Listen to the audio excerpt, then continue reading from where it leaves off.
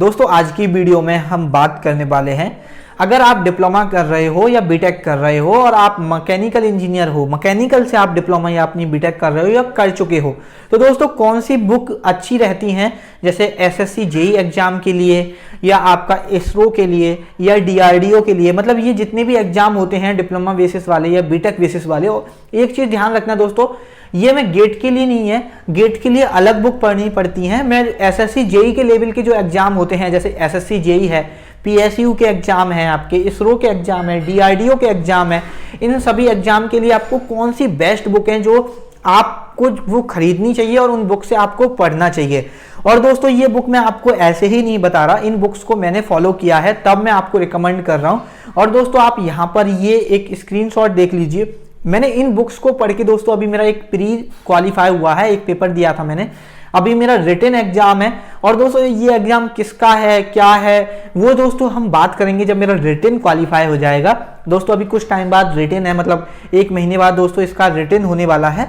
तो वो जब मेरा रिटन क्वालिफाई हो जाएगा तो फिर हम बहुत अच्छे से डिटेल में बात करेंगे कि मेरी स्ट्रेटजी क्या थी, कैसे पढ़ाई की, कैसे कौन कौन सी बुक से की। तो मैं अभी बात ही कर रहा हूँ कि मैं कौन सी बुक से पढ़ता हूँ या पढ़ा हूँ। तो दोस्तों आपको ये वीडियो इन्फॉर्मेटिव लगेगी और दोस्तों ये आपको पता चलेगा कि कौन कौन सी बुक खरीदनी है, क्योंकि दोस्तों बहुत सारे लोग ऐसे हैं जो कि आपको बता देंगे कि आप ये बुक खरीद लो, ये बुक खरीद लो, लेकिन ज़्यादा बुक खरीदने की जरूरत नहीं है। सफिशिएंट बुक बताऊंगा। कुछ बुक ऐसी हैं जो कि डिप्लोमा और बीटेक की बुक हैं, कुछ बुक ऐसी हैं जो कि कंपटीशन एग्जाम की तैयारी के लिए आती हैं। बेस्ट राइटर की बुक बताऊंगा जिनको आप अगर पढ़ोगे आसानी से समझ में आएगा और आराम से आप पढ़ पाओगे। तो चलिए दोस्तों वीडियो को शुरू कर लेते हैं। यार उससे पहले एक रिक्वेस्ट है, अगर अभी तक आप इस चैनल पर नए हो, नई मीन्स अभी तक आपने सब्सक्राइब नहीं किया है, कर लीजिए। यहाँ पर मैं इंजीनियरिंग से रिलेटेड बहुत इन्फॉर्मेटिव वीडियो अपलोड करता हूँ जो आपके लिए यूजफुल हो सकती हैं। यहाँ पर दोस्तों हम प्राइवेट सेक्टर से, गवर्नमेंट सेक्टर से, सबसे रिलेटेड वीडियोस बनाते हैं इंजीनियरिंग से रिलेटेड जो आपके लिए इन्फॉर्मेटिव होती हैं। तो चलिए दोस्तों हम बात कर लेते हैं बेस्ट बुक्स के बारे में। दोस्तों बेस्ट बुक्स, देखो कुछ बुक्स तो मैं आपको ऐसी बताऊंगा जो कि आप डिप्लोमा या बीटेक में उन सब्जेक्ट को पढ़े हो और शायद आपके पास 1-2 बुक होंगी, या अगर आप डिप्लोमा या बीटेक अभी कर रहे हो, चाहे फर्स्ट ईयर में हो, सेकंड ईयर में हो, इन बुक्स को खरीद लीजिए। ये दोस्तों जब तक काम आएंगी जब तक आपकी सरकारी नौकरी नहीं लग जाएगी, जब तक आप गवर्नमेंट एग्जाम, कोई भी एक गवर्नमेंट एग्जाम नहीं फोड़ दोगे।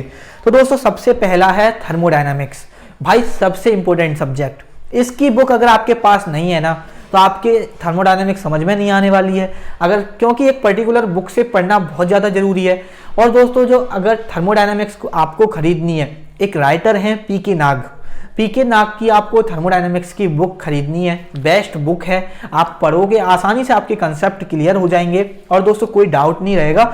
और एक बार अगर आपने थर्मोडायनामिक्स कर ली ना तो IC engine, refrigeration, heat and mass transfer चुटकियों में लगाओगे। मतलब थर्मोडायनामिक्स के कॉन्सेप्ट क्लियर करना बहुत ज़्यादा इंपॉर्टेंट है, इसीलिए मैं बुक को रिकमेंड करूंगा। ये आप डिप्लोमा सेकंड ईयर में पढ़ते हो, B Tech second year, third year दोनों में पढ़ते हो, तो दोस्तों आपको ये बुक खरीदना बहुत ही ज़्यादा कंपलसरी है थर्मोडायनामिक्स की। पीके नाग आप नोट कर लीजिए। उसके बाद नेक्स्ट है थ्योरी ऑफ मशीन। दोस्तों थ्योरी ऑफ मशीन की बुक भी आपके पास होनी चाहिए। ये है आपकी आरएस खुरमी की, खरीद सकते हो, आरएस खुरमी की खरीद लेना। आरएस खुरमी और जेके गुप्ता दोनों की साथ में, मतलब दोनों राइटर ने मिलके, दोनों ऑथर हैं इस बुक के, तो ये बुक आप खरीद लीजिए थ्योरी ऑफ मशीन की। और दोस्तों नेक्स्ट बुक है आपकी मशीन डिजाइन की। अगर दोस्तों मशीन डिजाइन की बुक खरीदना भी बहुत ज़्यादा जरूरी हो जाता है क्योंकि न्यूमेरिकल भी आ जाते हैं, या मशीन डिजाइन की दोस्तों ये बुक सारी इंपॉर्टेंट बुक हैं, ज़्यादा बुक नहीं है, कम से कम 4-5 बुक हैं जो मैंने पढ़ी हैं ये और जो मैं आपको रिकमेंड कर रहा हूँ, ठीक है। तो दोस्तों यहाँ पर आप मशीन डिजाइन खरीद लीजिए। मशीन डिजाइन आप खरीदिए जेके गुप्ता की, ठीक है। उसके बाद आप खरीदना चाहो तो एक मैन्युफैक्चरिंग की खरीद सकते हो। ये दोस्तों मैं आपको कंपलसरी नहीं बोलूंगा कि आपको मैन्युफैक्चरिंग की खरीदनी है, आप खरीदना चाहते हो तो खरीद सकते हो, नहीं खरीदना चाहते हो तो कोई बात नहीं है।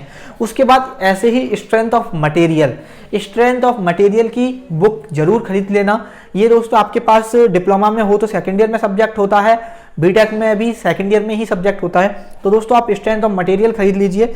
और दोस्तों आप फ्लूइड मैकेनिक्स की बुक खरीद लीजिए।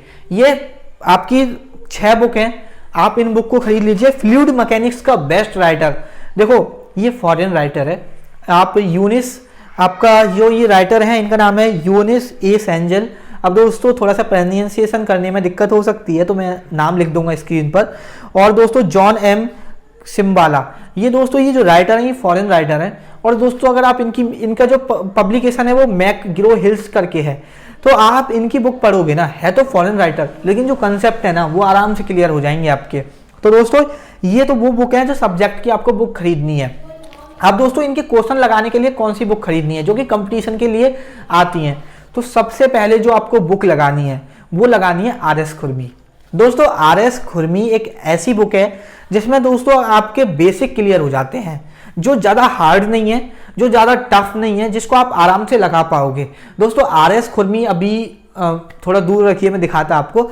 आर एस खुरमी जो बुक है वो दोस्तों ऐसी बुक है कि आप आराम से अगर लगाओ ना तो आप 4-5 महीने में लगा लो। और दोस्तों ये बुक आपको कब खरीदनी है, या तो आप डिप्लोमा कर चुके हो तब, या आप डिप्लोमा फाइनल ईयर में आए हो तब, उससे पहले नहीं खरीदनी है।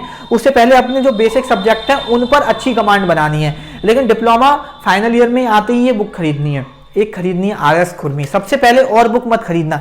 ये मैं 2 बुक और बताऊंगा, इनको बाद में खरीदना, पहले आर एस खुरमी लगाना, क्योंकि बुक लाकर इकट्ठा कर लेने से काम नहीं चलता भाई। बुक को पढ़ना पड़ता है, कंसेप्ट को समझना पड़ता है। एक बार जब आप पूरी आर एस खुरमी लगा दो, क्योंकि उसमें क्या है स्ट्रेंथ, जैसे आर एस खुरमी कैसी है, उसमें सब्जेक्ट है, स्ट्रेंथ ऑफ मटेरियल है, जैसे सोम है आपका, तो सोम के बारे में 2-4-5-6 पेज में समरी है, मतलब थोड़ा डिटेल में तो है नहीं उसमें ज़्यादा, उसके बारे में है। फिर उसके कम से कम 300-400 क्वेश्चन है, तो वो क्वेश्चन लगाओगे तो आपके कंसेप्ट धीरे धीरे वो क्लियर हो जाएंगे, क्योंकि आप ऑलरेडी उन सब्जेक्ट को डिटेल में पढ़ चुके हो। जो भी डाउट है वो अपने टीचर से, अपने फ्रेंडों से डिस्कस कर सकते हो। उसके बाद आर एस खुरमी जब लगा लो तो नेक्स्ट बुक दोस्तों है आर के जैन। दोस्तों आर के जैन एक ऐसी बुक है जो आप आर एस खुरमी के बाद लगा रहे होंगे, और थोड़ा सा इसका लेवल अप हो जाता है। आर के जैन और डी एस कुमार दोनों बुक खरीद लेना आर एस खुरमी कंप्लीट करने के बाद। सबसे पहले आर एस खुरमी कंप्लीट करना 2 महीने में तो नहीं कर पाओगे, क्या 3-4 महीने लगेंगे, 4 महीने, 5 महीने, 6 महीने। जब आपकी एक बार आर एस खुरमी कंप्लीट हो जाए ना बहुत अच्छे से, और आर एस खुरमी एक बार नहीं लगानी, आर एस खुरमी को कम से कम 2-3 बार लगाना है, क्योंकि पहली बार में तो आप बहुत क्वेश्चन पे आप हिट कोगे, मतलब बहुत क्वेश्चन ऐसे होंगे जहां पर दोस्तों आपको नहीं आ रहे होंगे, आप या तो पीछे से आंसर देखोगे, दूसरों की हेल्प लोगे, फिर उन क्वेश्चन पर टिक कर लीजिए, फिर उनको दोबारा लगाइए, ठीक है। वहां से आपके धीरे धीरे कंसेप्ट क्लियर होंगे। फिर उसके बाद आप आर के जैन करके बुक आती है वो खरीद लीजिए। एक डी एस कुमार आती है, आप इन सबके स्क्रीन पर फोटो देख सकते हो, ये बुक आती है दोस्तों, इनको आप आराम से खरीद सकते हो। आप ऑफलाइन मार्केट से खरीद सकते हो, ऑनलाइन मार्केट से खरीद सकते हो, फ्लिपकार्ट, अमेजन दोनों पर उपलब्ध है। तो दोस्तों ये बुक है जिनको आप अगर आप पढ़ोगे और अच्छे से पढ़ोगे, और आपका एक तमन्ना है गवर्नमेंट एग्जाम निकालने की, तो देखो जरूर निकालोगे। बस एक चीज मैं अपना एक छोटा सा एक्सपीरियंस शेयर करता हूँ यार, कंसिस्टेंसी बहुत इंपॉर्टेंट रखती है।